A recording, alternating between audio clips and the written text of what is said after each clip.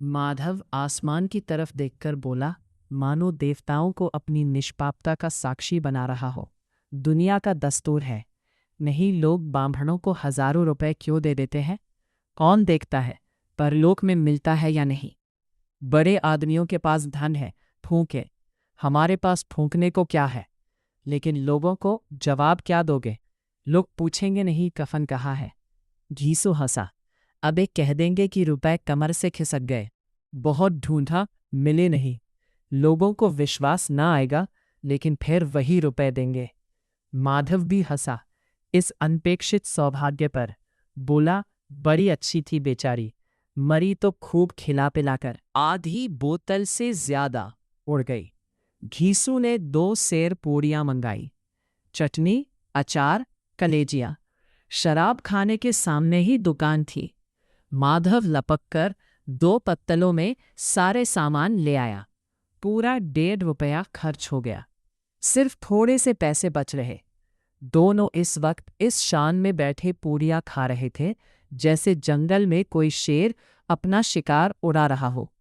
न जवाबदेही का खौफ था, न बदनामी की फिक्र।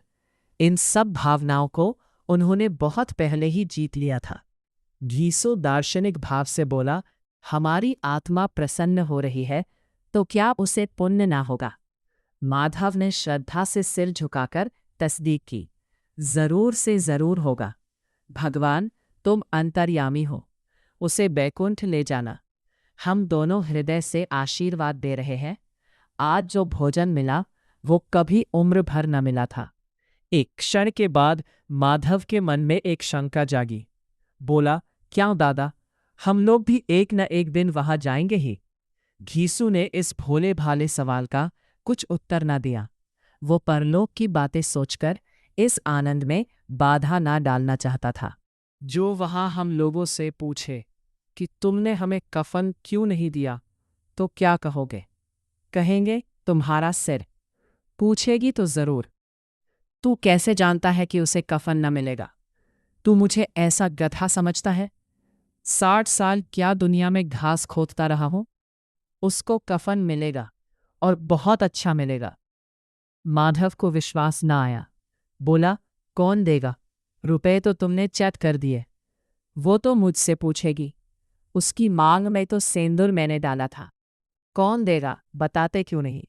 वही लोग देंगे जिन्होंने अब की दिया। हाँ, अब की रुपए हमारे हाथ ना आएंगे।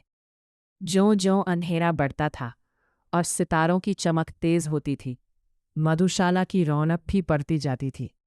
कोई गाता था, कोई डींग मारता था, कोई अपने संगी के गले लिपटा जाता था, कोई अपने दोस्त के मुंह में कुल्हड़ लगाए देता था।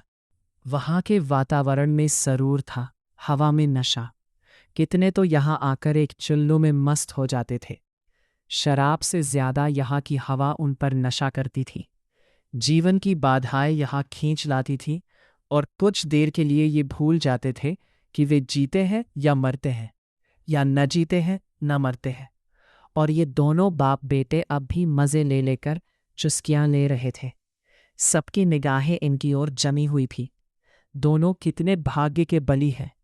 पूरी बोतल बीच में है।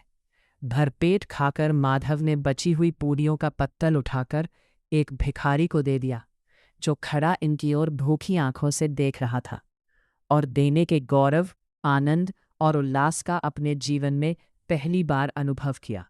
घीसू ने कहा, ले जा, खूब खा और आशीर्वाद दे। जिसकी कमाई है वह तो मर गई, मगर तेरा आशीर्वाद उसे जरूर पहुंचेगा। रोए रोए से आशीर्वाद दो, बड़ी गाढ़ी कमाई के पैसे हैं। माधव ने फिर आसमान की तरफ देखकर कहा, वह बैकुंठ में जाएगी दादा, बैकुंठ की रानी बनेगी। घीसू खड़ा हो गया और जैसे उल्लास की लहरों में तैरता हुआ बोला, हाँ बेटा, बैकुंठ में जाएगी। किसी को सताया नहीं, किसी को दबाया नहीं। मरते मरते हमारी जिंदगी की सबसे बड़ी लालसा पूरी कर गई। वह ना बैकुंठ जाएगी तो क्या ये मोटे मोटे लोग जाएंगे, जो गरीबों को दोनों हाथों से लूटते हैं और अपने पाप को धोने के लिए गंगा में नहाते हैं और मंदिरों में जल चढ़ाते हैं। श्रद्धालुता का यह रंग तुरंत ही बदल गया। अस्थिरता नशे की खासियत है। दुख और निराशा का दौरा हुआ। माधव बोला, मगर दादा, बेचारी ने जिंदगी में बड़ा दुख भोगा, कितना दुख झेलकर मरी। वह आंखों पर हाथ रखकर रोने लगा, चीखें मार मार कर। घीसू ने समझाया, क्यों रोता है बेटा? खुश हो कि वह माया जाल से मुक्त हो गई, जंजाल से छूट गई। बड़ी भाग्यवान थी जो इतनी जल्द माया मोह के बंधन तोड़ दिए। और दोनों खड़े होकर गाने लगे, ठगिनी क्यों नैना झमकावे, ठगिनी। पियक्करों की आंखें इनकी ओर लगी हुई थी और ये दोनों अपने दिल में मस्त गाए जाते थे। फिर दोनों नाचने लगे, उछले भी, कूदे भी, गिरे भी, मटके भी, भाव भी बताए, अभिनय भी किए और आखिर नशे में मदमस्त होकर वही गिर पड़े।